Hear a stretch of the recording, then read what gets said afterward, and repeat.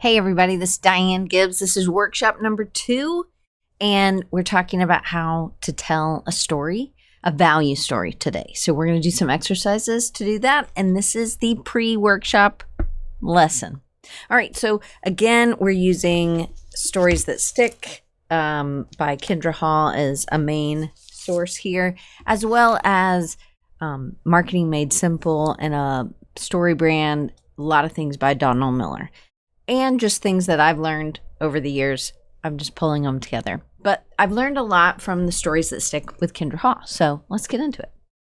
So this is learning how to tell the value story. Learning how to tell this value story, you think, oh, well, it's just the listing. This is the features and these are the benefits. Well, we're going to kind of avoid that. And we talked about that a little bit last week. So who is the value to? Oftentimes we're reaching other companies or another entrepreneur, or if it's an author, but they're trying to sell their book. They don't want to just make one book. They want to make many. One book, but then they're printing many, I guess, right? So we first need to figure out that the value is to actually maybe more than one person, which it could be to the company, but it's also to an individual in the company. And it helps their life to be better because of something that we're doing at work. So first thing is we have to understand if the customer already understands that this is a problem, that they have a problem and there is a solution. They've just been looking and they just haven't found the right person for the job, or they're really early in on the process. They realize that this is a problem. They just haven't narrowed it down or done enough research. And there's a lot of stages to that issue. And why there's a little time clock here or a stopwatch is because this part, when you're doing your marketing, if they already know about, let's use Paul for example. Paul is a book designer. People contact Paul to make their book. Sometimes people think, oh, I'll do it on my own. It must not be that difficult. And then they realize it's difficult, or they're just like, I know I'm going to have somebody else design this. I'm not going to do this myself. I'm not a designer. I'm a writer, right? So they already know this is something else someone's going to have to do. We don't really have to convince them or educate them about there's a Paul. We need to find Paul, right? Or a book designer. What we're asking is how familiar are they with the problem? This is not in any books. This is me. But I have found that actually these become different problems. And I think about this as a teacher. I have students that are super beginner. They've had no art in high school. They've just been doing things on their own or learning from the internet. And then there's the sophomores, and they know a little bit more, and then the juniors and the seniors, and then you have grad students. And so there's different levels of people and what they know, and we speak to them in different way. I'm not going to speak to freshmen the same way I would speak to a junior even, because it can be degrading, So we want to make sure that we're understanding how familiar they are with the problem that is at hand. So I thought about it like this. They're either an acquaintance, so they're new to the problem. It's a new experience to them.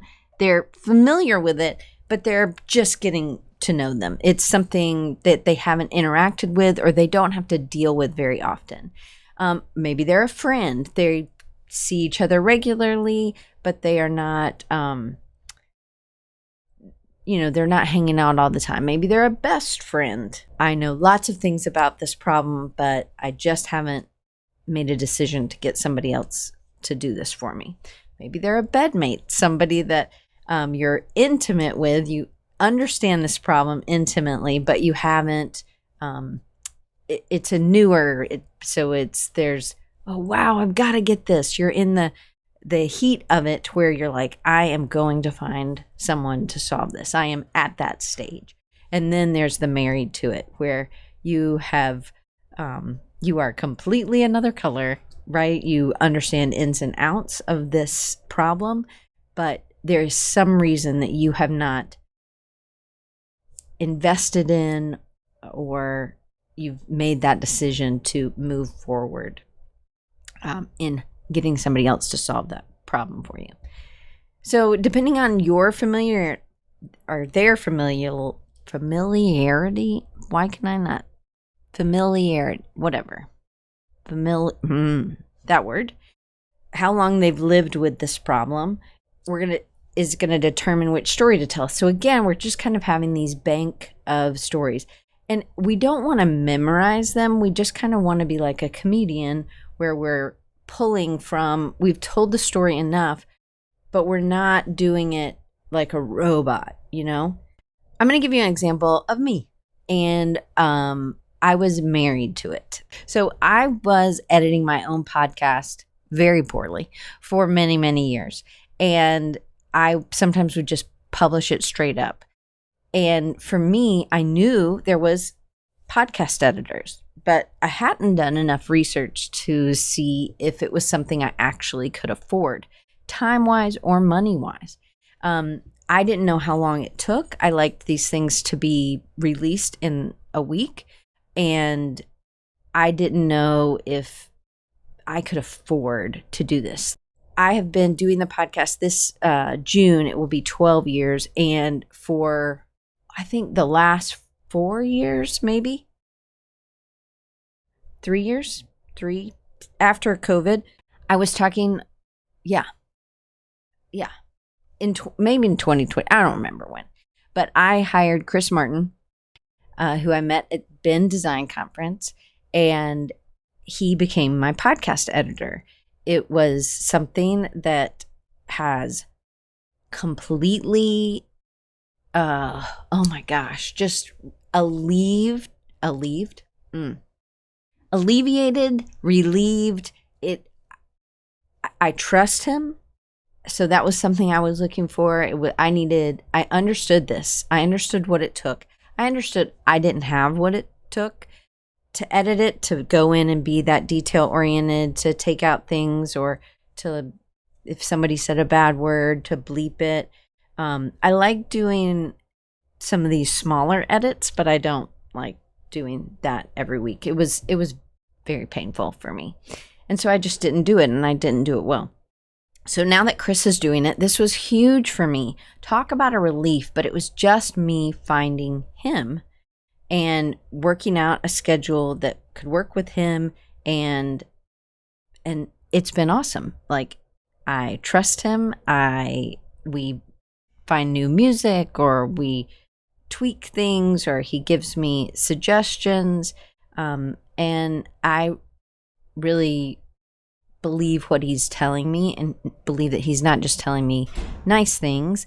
I believe he's telling me things that are helpful that I can do. So that was me with, I was married to this problem for 7 years, I guess, or 8, 9 years. And that's a long time to do something alone. And I knew the problem.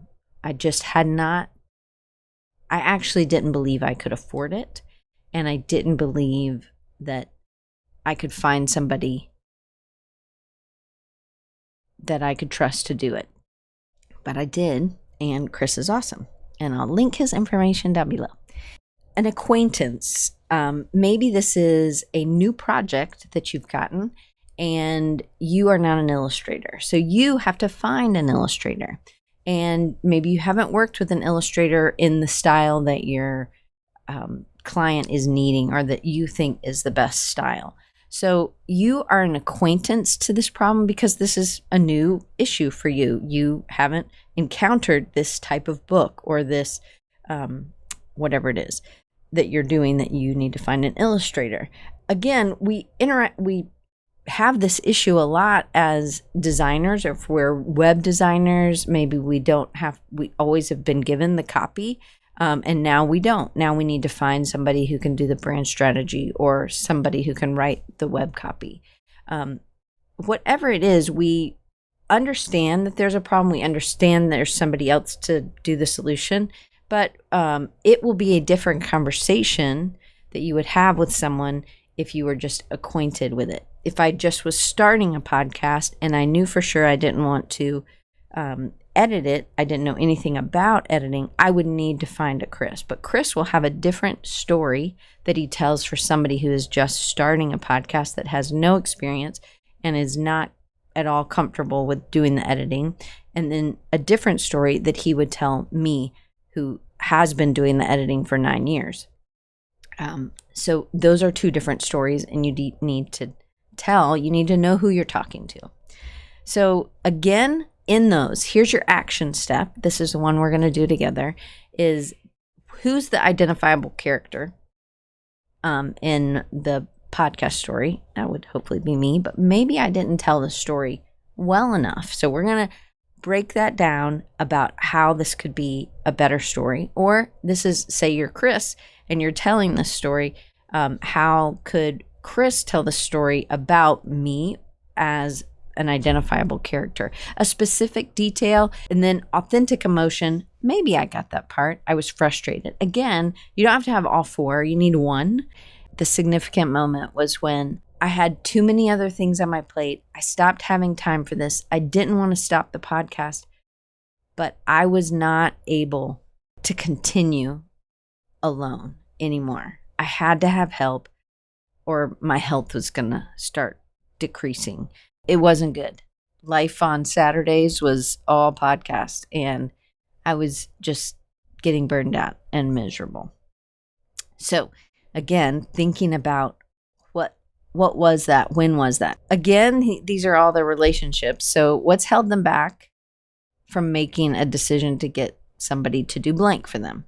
So if it's it's a podcast or it's a book you've written, what's held me back from getting somebody to do the design or to do the cover or to do the editing or whatever it is that you do? What has been holding them back from making that decision, from researching the decision for them? And then why haven't they taken the plunge? So is it because they're just super new and they've just gotten the project? Well, how can you tell stories that will help those people? It's about being present in the right places as well. So where do these people hang out? And I know we say that all the time, but this could be physically. Where do they hang out? Where do you find the people that you're going to do business with? Maybe it's in groups. So maybe if I'm writing a book, I'm going to start going to some sort of book conference or self-publishers, or I'm going to start investigating those things. Maybe there are LinkedIn groups or Facebook groups or physical groups or conferences. Maybe it's a group in your city, writers. I'm going to ask other writers where they get published or how they get published. Where are they looking to for inspiration? Are they going to certain podcasts and listening? Are they, again, these are all things we've already known, but again, thinking about each level where people are very intimate with this issue, where are they going? I might go to a different place for a podcast investigation than somebody who's brand new to wanting to make a podcast. Where are they getting information about trends? Maybe they're on Pinterest. Maybe they're at a writer's conference. Maybe they're, where do they get their information about the changes in the industry or changes in the space? Because again, people who are brand new, they don't know a lot about the industry or that area or where you would go. So I do think each level of familiarity, I said it better then, has a unique way to connect with and approach them. And I think social media is great, but it's just one way.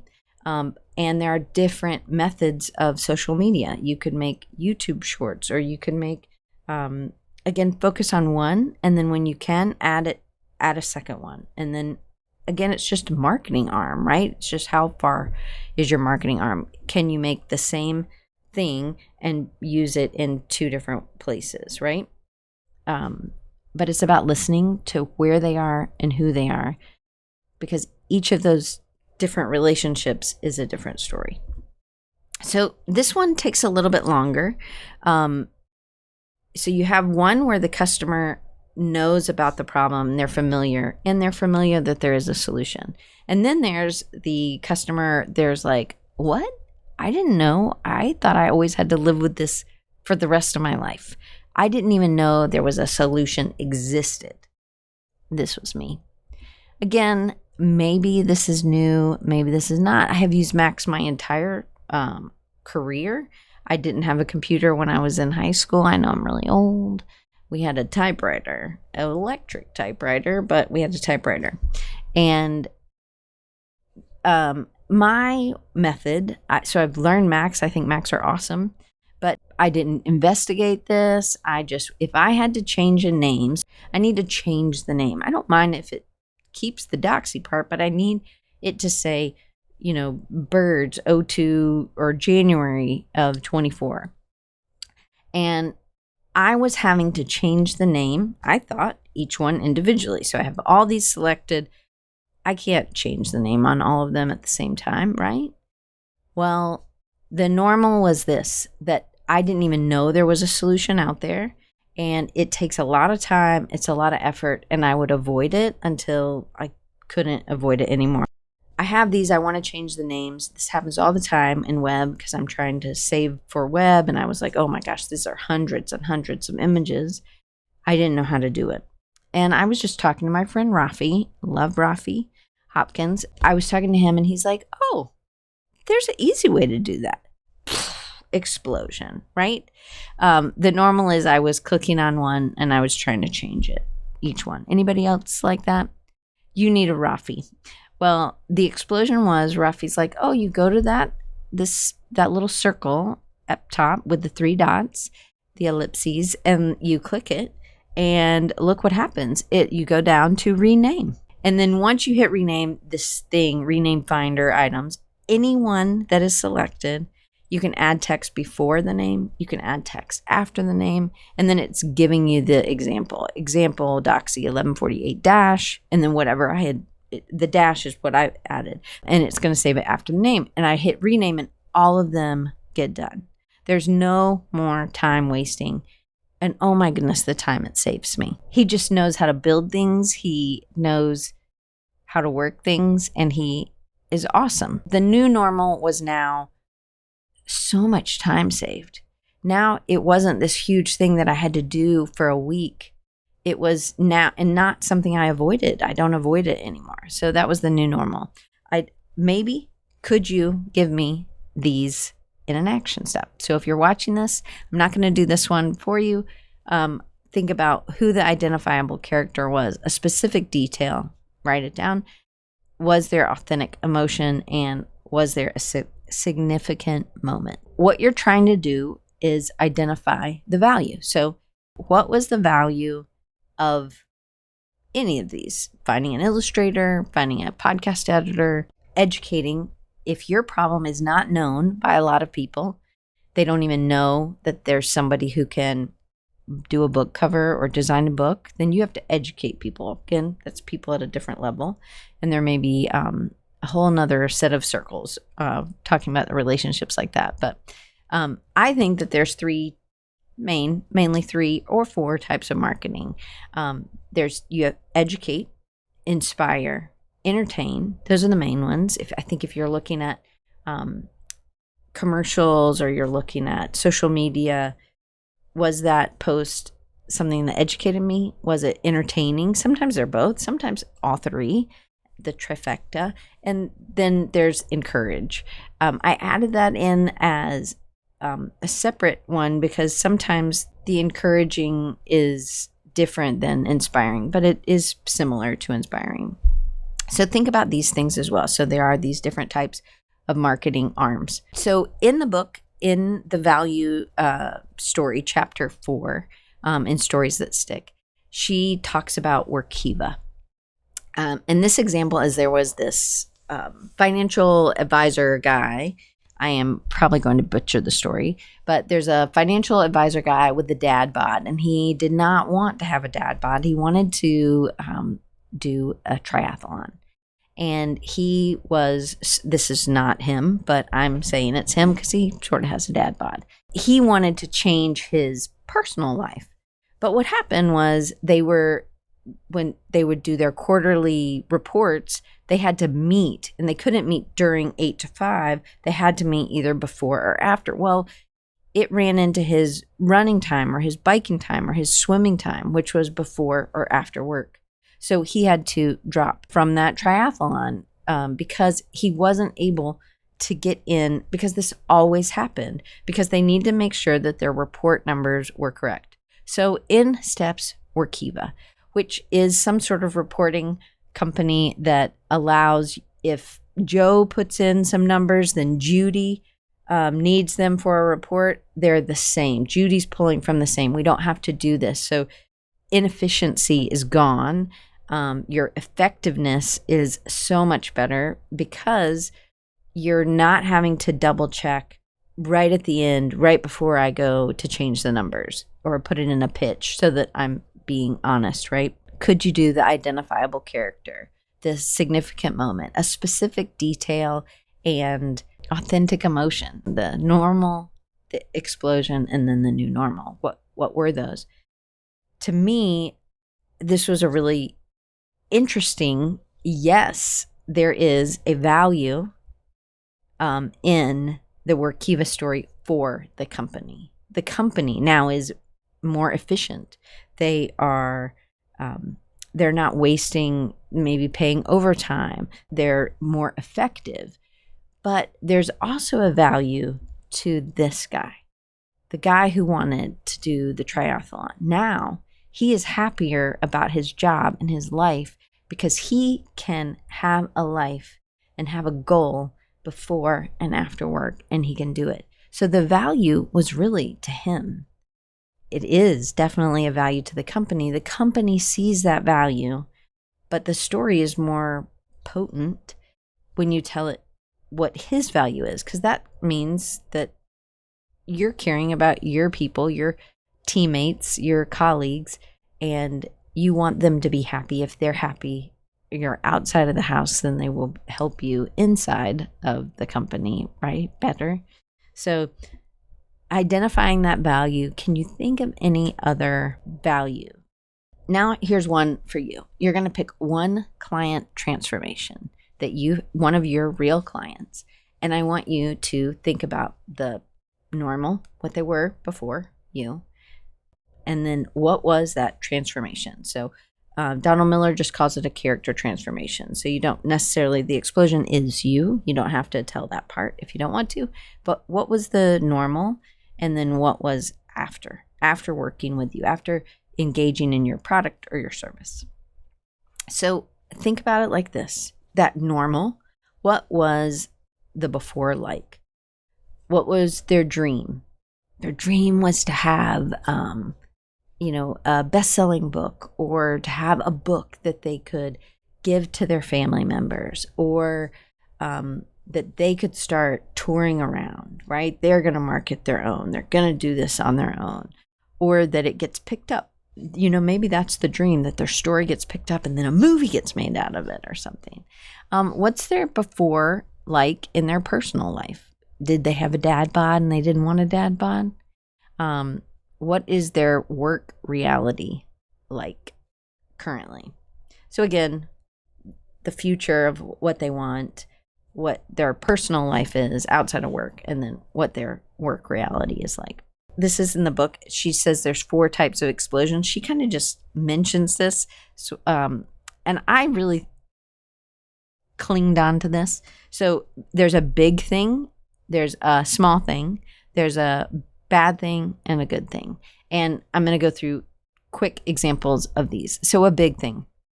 For me, one of the big things that last year I did immersion with Bonnie Christine, and it was an 8-week class, and it was a lot about Illustrator and patterns and surface pattern design.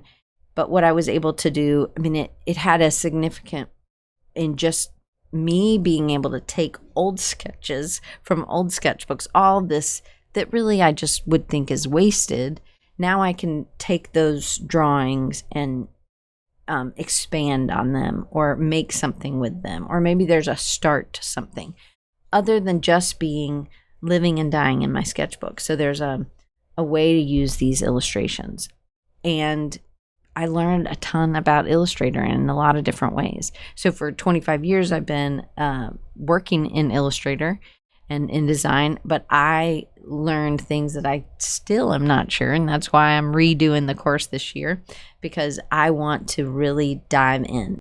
This was a big thing that happened. And this all happened right as my mom, we started at the end of February. And then my mom had her stroke, the first one on March 10th. And then she passed away on March 25th. This group and just learning kept me being able to move forward instead of just being stuck in grief. So there were other things that taking this class, even just for my hope for my illustrations. Now I have a place of hope to all these illustrations, and all these drawings can have a new life. And that was very hopeful. That would be good on its own. But also that these ladies still meet with were a significant part of just my grief and being able to just keep moving forward.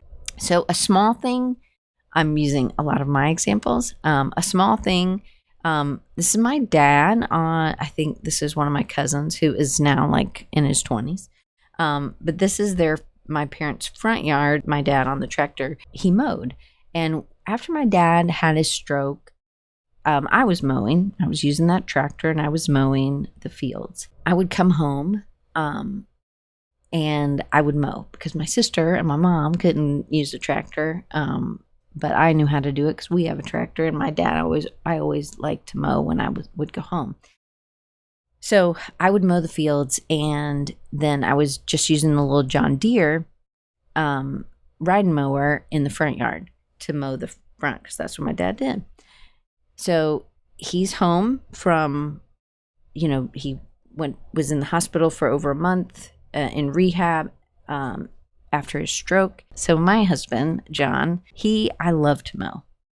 He gets my mower ready for me, and I don't have to do anything. Or if I mowed on the tractor, he gets it ready, puts the gas in it, checks it, everything but maybe making it go, turning it on. He does for me. So I didn't even think about checking any of those things because, John does it. But John wasn't there. So I go inside and I said, Dad, I don't know what's wrong with the mower. And the mower was behind the house. It's just like there's a big kind of hill down to the right, and there's a river to the right. And I said, Dad, you're going to have to come out and look at it. And so he walks, he's unsteady. This is unsteady ground. We walk around and he tries to crank it. And he's like, oh, Diane, it's just out of gas. He's like, go up to the shop. I went up to the shop. I got the big can of gas and I walked it down. It was heavy. And I walked it down and I filled it up. And Dad was just sitting on the mower. And he's like, so I put it in. He cranks it. He's like, you know what? I think I'm going to, instead of walking, I'm just going to take the mower up. And then he's like, you know what? I'm going to finish mowing. I can do this. And that was it. My dad needed a purpose. And talk about a small thing about running out of gas.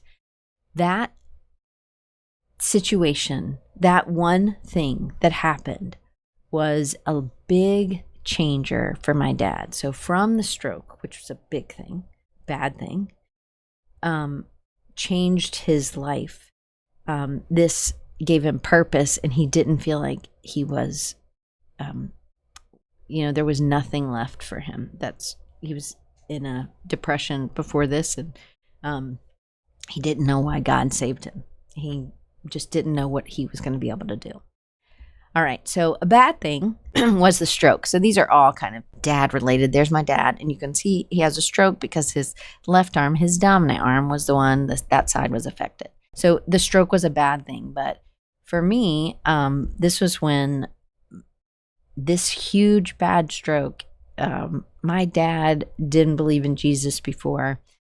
I don't think he would say he was agnostic. He believed in God. He just wasn't really good friends with him, and didn't have a relationship with him. And so to me, this stroke is huge because my dad got to know Jesus, and that's really important for me. And it's a really important part of his life now. And I just thought, that was such a neat a neat thing that God did in a really, really bad thing. And he's changed his life. So a good thing, I was doing a lot of meetings before COVID online. So being on Zoom was really easy for me. I really love meeting people. I love meeting people from all over.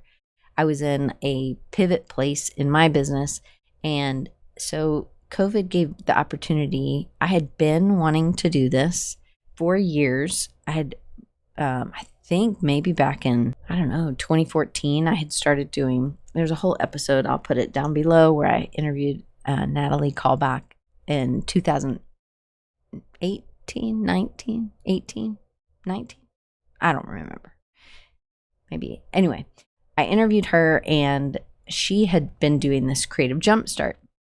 It was for the whole month of January, and it was awesome. And it was such a great creative place for me that I was like, I want to do something like that for business, for creatives for business. And so I had this idea, and my friend Mario was like, hey, you just need to do it. And in May of 2020, there were lots of things in the United States that were going on that weren't all that great.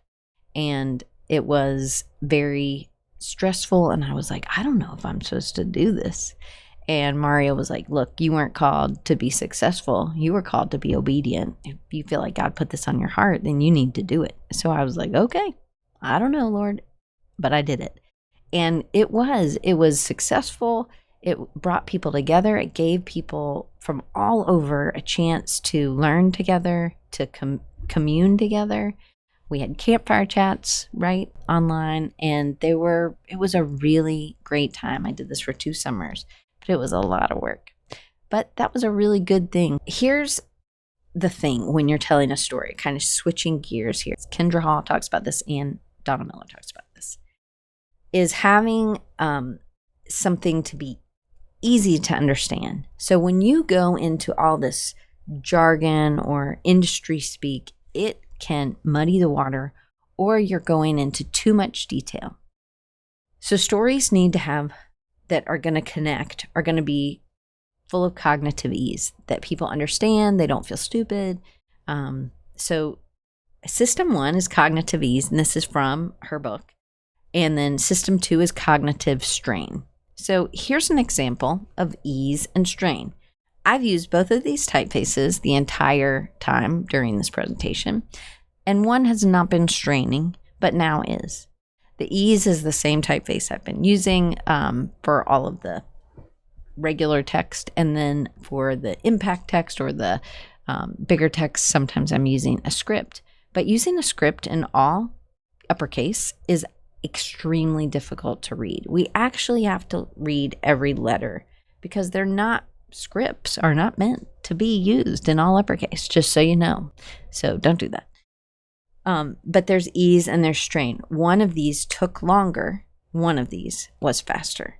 So we want to be the one that's ease. So the story that is easier to understand, that it doesn't have to be you're trying to act like you're a dictionary. So Donald Miller talks about making it caveman easy. He doesn't use that term, but so easy a caveman can understand. So he says there's a 5-second rule for your website in 5-minute marketing makeover, which I'll link down below. This is a video series that he has that's free that you can watch. I love it. He says that on your website, in the first 5 seconds, somebody should understand what you do. Above the fold, in 5 seconds, can someone tell what you do? Even somebody that's not in your industry. So in the initial interactions, I want you to avoid, she talks about lists, bullet points, price comparisons, features, and benefits. Yes, you will need these. They will need to be on your website somewhere, or in your pitch decks, or in your contracts, or your bids. But they're not for that initial interaction. They're not what you bring with you is your iPad with the list of your features and benefits and compared to other people, or here's 3 different packages. You don't want to do that in the beginning. So we instead want to create a shareable experience. You're going to create a story. The shareable experience is something that when someone else hears it, they're like, oh, I want to do that. A shareable experience is something that people will go and tell their friends about. So let's say it's a podcast.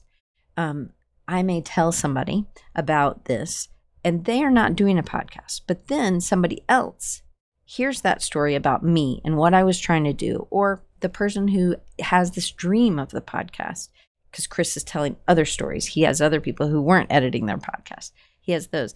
And then those stories, they're like, oh, their friends telling them that they're going to start a podcast. And then they say, do you know about Chris Martin? A shareable experience is a story that people are going to be able to remember, but also it's simple enough that they can share. Oh my gosh, let me tell you about blank. Let me tell you what happened, right? I love this quote from Kendra Hall, and this is in the chapter 4, and it says, beyond simply being engaging, stories actually prime the brain to be more open to what you're offering. And I think that this is incredibly important as we figure out our value stories. So that's the end for this. We're going to have some exercises during the show on Wednesday, and I hope that or the next video, if you're watching it in order, the next video will show us doing some examples. And there will be a worksheet just like there was this time. So hopefully you are creating better stories for you. And now we're going to talk it's the value story.